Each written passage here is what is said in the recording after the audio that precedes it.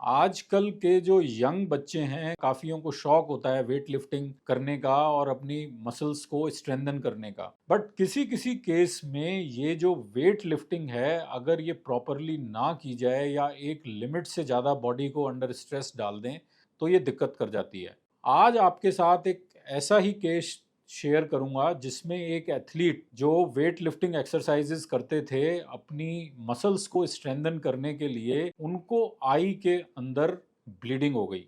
तो ये जब पेशेंट हमारे पास एग्जामिनेशन के लिए आए तो इनकी जब हमने हिस्ट्री वगैरह ली तो इन्होंने बताया कि भाई ये जो दिक्कत है मुझे ये 2 महीने से है और मैं काफ़ी जगह इसको दिखा चुका हूँ और हर जगह मुझसे कह रहे हैं कि वेट करो कि डॉक्टर साहब अब और कितना वेट करूं, 2 महीने तो हो गए और ये मुझे अब इस एक आंख से बिल्कुल दिख नहीं रहा है। तो इनकी जब हमने एग्जामिनेशन किया, अल्ट्रासाउंड किया, तो जिस आंख में ब्लीडिंग थी उसके अंदर तो ब्लीडिंग थी, बट जब हमने इनकी दूसरी आंख का एग्जामिनेशन किया तो इनके पर्दे के अंदर, उस आंख के अंदर भी कुछ लैटिस डीजनरेशन थे, यानी कि पर्दा पतला हो रहा था। इससे हमने ये एज्यूम किया कि इनको ये लेटिस डीजनरेशन दोनों आंखों के अंदर है। ये जानना जरूरी इसलिए है कि अदर आई की क्या कंडीशन है, उससे आप जिस आंख में प्रॉब्लम है उसकी एक केयरफुल ट्रीटमेंट प्लान बना सकते हैं। तो अब इस केस में 2 महीने से इनका ब्लड जा नहीं रहा था, तो हमने इनको ये बताया कि भाई इसमें काफ़ी चांसेस हैं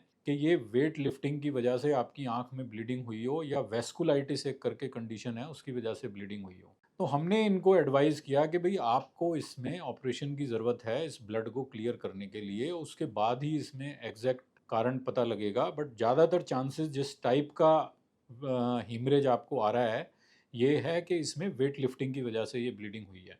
तो ये पेशेंट भी इस चीज़ को सुनकर काफ़ी शॉक थे कि ये वेट लिफ्टिंग तो इतने सारे लोग करते हैं, ये ब्लीडिंग मुझे ही क्यों हो गई। तो इसमें देखिए हर बीमारी हर एक आदमी को नहीं होती। कुछ कुछ केसेस या कुछ कुछ पेशेंट्स होते हैं जो एक पर्टिकुलर बीमारी के लिए थोड़े से ज़्यादा ससेप्टेबल होते हैं या प्रोन होते हैं। तो आज इसी बच्चे की जो केस है, इसकी सर्जरी कैसे हुई वो आपके साथ डिस्कस करेंगे। तो इसमें देखिए क्योंकि इसको दूसरी आंख में भी पर्दा कमज़ोर था, तो हमने इसमें ये डिसाइड किया कि इसको एक बाहर से एक्सटर्नल सपोर्टिंग बकल हम लगाएंगे। और ये देखिए ये इसका पूरा ब्लड आंख में आया हुआ है। ब्लड का यूजुअल कलर होता है रेड, बट क्योंकि इसको बच्चे को 2 महीने के करीब हो गए थे तो ये ब्लड चेंज होके इसका वाइट हो गया। इस प्रोसेस को हम कहते हैं डी हीमोग्लोबिनाइजेशन, कि जो हीमोग्लोबिन का नॉर्मल रेड कलर है वो ख़त्म हो गया, ये वाइट हो गया। अब क्योंकि ये पेशेंट की एज यंग थी तो इसमें ये विट्रस जेली ब्लड के साथ मिक्स होके पर्दे से काफ़ी अच्छी तरीके से चिपकी हुई थी। तो इन केसेस में रेटिना का बहुत एक्स्ट्रा ध्यान रखना पड़ता है कि ड्यूरिंग ब्लड रिमूवल ये रेटिना हम डैमेज ना कर दें। तो अब इसके अंदर भी 25 गेज विट्रेक्टमी हमने करी और ग्रेजुअली अब हम ये जो है विट्रस, ये देखिए ये पूरी की पूरी जो विट्रस शीट पर्दे से चिपकी हुई थी, हमने धीरे धीरे करके ये विट्रस शीट जो है ये इसके बच्चे के पर्दे से हटाई। और अब जैसे जैसे हम पीछे की जेल और ब्लड क्लियर कर रहे हैं, इसका रेटिना हमको दिखना शुरू हो गया है।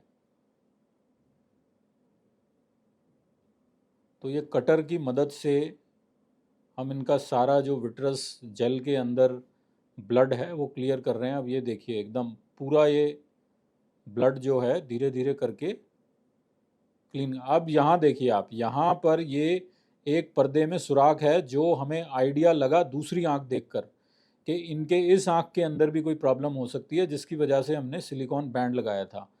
अब इस सुराख को हमने लेज़र कर दिया जिससे पर्दे जो रेटिनल डिटैचमेंट की रिस्क है वो इनकी कम हो जाए।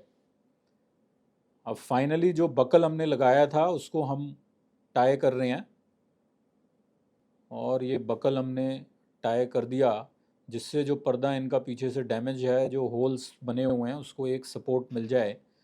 और ये अब हम पेरिफेरी में जो विट्रस है वो रिमूव कर रहे हैं। ये देखिए ये जो आपको उठा हुआ हिस्सा दिख रहा है ये बकल इफेक्ट है।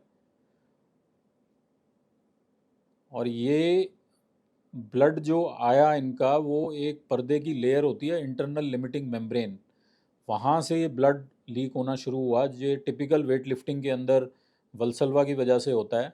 तो ये एक स्पेशल डाई से हमने इसको स्टेन किया और उस लेयर को भी हमने रिमूव किया। ये जो नीले रंग स्टेन होने के बाद दिख रहा है, ये इंटरनल लिमिटिंग मेम्ब्रेन है, इसको अब हम हटा रहे हैं। तो ये जहाँ जहाँ पर भी पिगमेंटेशन और ब्लड लीकेज हुई थी इस केस के अंदर, वहाँ वहाँ से ये इंटरनल लिमिटिंग मेम्ब्रेन हमने रिमूव कर दी, और सारा ये जो पिगमेंटेशन और ब्लड है ये रिमूव किया। ये एकदम बारीक नज़र के हिस्से के पास है, तो ये भी हमने जेंटली, जितना सेफली हम हटा सकते थे वो सब हटा दिया। बाकी ये ग्रेजुअल प्रोसेस में बॉडी अपने आप भी इसको क्लियर कर देती है। अब उसके बाद हमने ये इसके अंदर फ्लूइड गैस एक्सचेंज कर दिया, क्योंकि ऊपर से पर्दा इनका डैमेज था, तो फ्लूइड गैस एक्सचेंज कर कर इसमें एक शॉर्ट टर्म गैस टैम्पोनाड हम डालेंगे। ये थोड़ा सा हम रेटिना की एक्स्ट्रा सपोर्ट के लिए लेज़र कर रहे हैं इसमें, और बस ये सर्जरी हमारी कंप्लीट हो गई। अब ये जो इसका हमने बकल लगाया था वो कंजंक्टाइवा हमने एक ग्लू की मदद से एक चिपका दिया, तो इसमें ज़्यादा स्टिचेस वगैरह नहीं आते हैं, बिकॉज़ इसमें हमने ग्लू यूज़ करी थी कंजंक्टाइवा को चिपकाने के लिए। और बस ये हमारी सर्जरी अब कंप्लीट हो गई।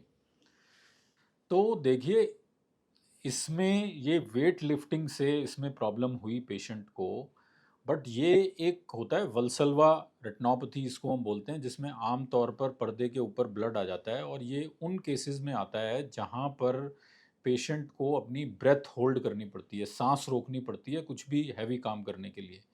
तो वो सांस जब रोकता है तो जो हमारी थोरैसिक कैविटी है इसका प्रेशर जो है वो बढ़ जाता है, और उसकी वजह से ये ब्लीडिंग होने का रिस्क होता है। इसका ये मतलब नहीं है कि जो आदमी वेट लिफ्टिंग कर रहा है सबको ये ब्लीडिंग हो जाएगी, या वेट लिफ्टिंग करना आदमी बंद कर दे, एक्सरसाइज करना बंद कर दे। लेकिन जो भी बच्चे या अडल्ट्स ये एक्सरसाइज करते हैं वेट लिफ्टिंग, वो केयरफुली अंडर गाइडेंस इस चीज़ को करें। आप इस चीज़ को समझें कि ये बताने का पर्पस सिर्फ यही है कि भाई ये वेट लिफ्टिंग एक लिमिट से ज़्यादा करने से ये इशू अराइज हो सकता है। इसका मतलब ये नहीं है कि आप अपनी एक्सरसाइज या जो आप करना चाह रहे हैं, या जो एथलीट इस फील्ड में एंगेज हैं, अपना करियर बनाना चाहते हैं, वो अपना काम करना छोड़ दें, बट थोड़ा सा केयरफुली करें। Thank you very much.